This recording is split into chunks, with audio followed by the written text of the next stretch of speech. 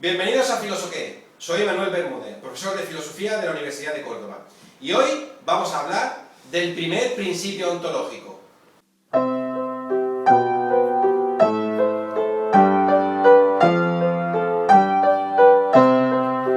Los principios ontológicos se ocupan de las cosas que son. Su ámbito de interés es el reino del ser, de las cosas que son. Si el que puede es el potente, si el que ama es el amante, si el que vive es el viviente, lo que es el ente. De ahí viene ontológico. El primer principio ontológico, que está en la base de toda la filosofía, es el principio conocido como principio de identidad. Y aunque pueda parecer una perogrullada, la definición del principio de identidad no es muy difícil.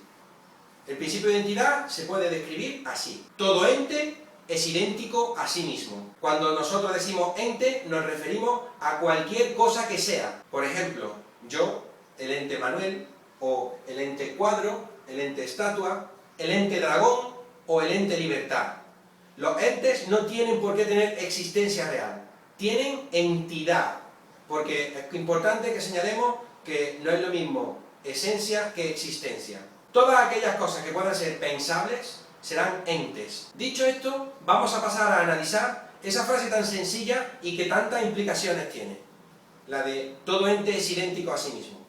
Idéntico procede del vocablo latino idem, que significa lo mismo, de modo que la definición de principio de identidad sería algo así como decir todo ente es lo mismo que sí mismo, y aunque pueda parecer una tautología, una obviedad, en este sentido no es así, porque vamos a pasar enseguida a comprender o a tratar de analizar por qué no. Si lo que no es idéntico es diferente, ya tenemos aquí un primer problema. ¿Qué ocurre entonces, por ejemplo, con la igualdad? El ente 1 más 1, ¿a qué es idéntico? Pues 1 más 1 es solo idéntico a 1 más 1. Ahora bien, 1 más 1 es igual a 2, pero solo idéntico a 1 más 1. El problema que de ello se deriva, por lo tanto, y que requiere cierta reflexión y cierto detenimiento para entenderlo, es el siguiente.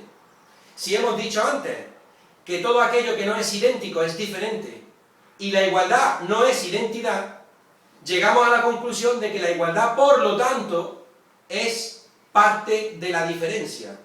Repito, si todo aquello que no es idéntico es diferente, y la igualdad no es identidad, por lo tanto, la igualdad es diferencia. Será uno de los grados de la diferencia. Y aquí es donde surge la paradoja. Dentro del concepto de diferencia tendremos distintos grados. Por ejemplo, habrá superioridad, inferioridad y también habrá igualdad. De modo que lo paradójico de todo este análisis es que la igualdad forma parte precisamente de uno de los grados de la diferencia. Otro problema se deriva del análisis del principio de identidad. ¿Qué ocurre con aquellos entes en los que no podemos encontrar diferencia alguna? Por ejemplo, imagínense dos tornillos que han salido del mismo molde. Claro, yo puedo decir, aquí tengo el tornillo A y aquí tengo el tornillo B, pero si los mezclo y no puedo encontrar diferencia entre ellos, ¿cómo sabré cuál es el tornillo A y el tornillo B? Este problema es un problema que fue acuñado o fue analizado por Leibniz en el siglo XVIII y es conocido como el problema de la identidad de los indiscernibles. Dicho de otro modo, es el problema que atañe a cómo podemos saber la identidad que tienen unos entes en los que no podemos encontrar diferencia alguna. Esto implica varios problemas. El primer problema, ¿qué ocurre, por ejemplo, con los hermanos gemelos homocigóticos, que son genéticamente idénticos? Nosotros, desde nuestro punto de vista analítico, podemos decir, obviamente, aquí está el gemelo Pedro y aquí está el gemelo Juan, y ambos son diferentes.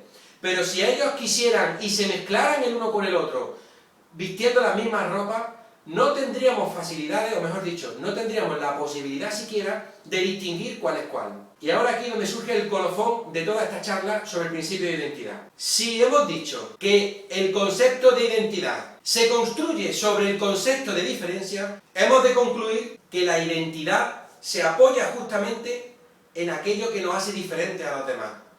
Pero debemos tener mucho cuidado con ello, porque si la identidad se construye sobre la diferencia, esta idea llevada a un extremo nos lleva a que la diferencia al final nos haga sentirnos o mejores o peores que otras personas. Y esto tiene una serie de corolarios evidentes. si yo me pienso mejor que otra persona, eso, llevado a su extremo, conduce a Auschwitz. Pero no solo a Auschwitz, que puede parecer que queda ya 60 o 70 años atrás en la historia, sino que incluso hay algunos partidos políticos democráticos que tienen este tipo de ideas perniciosas incluidas en sus propias bases fundacionales, como puede ocurrir con el Partido Nacionalista Vasco, que establece una fuerte corriente identitaria que lo que hace es marcar la diferencia que, como hemos dicho, a la larga será que te consideren mejor o peor. Si tienen ustedes alguna duda de esto que estamos diciendo, les invitamos a que consulten la página web sabinoarana.org, donde podrán comprobar cómo en las bases fundacionales del Partido Nacionalista Vasco tenemos afirmaciones como el verdadero vasco debe tener el RH negativo o la forma del cráneo como una liebre, más estrecha por la frente y más ancha por la parte de atrás. Este tipo de afirmaciones, como pueden ustedes entender, en el siglo XXI nosotros desde Filosofía consideramos que deben de ser superadas.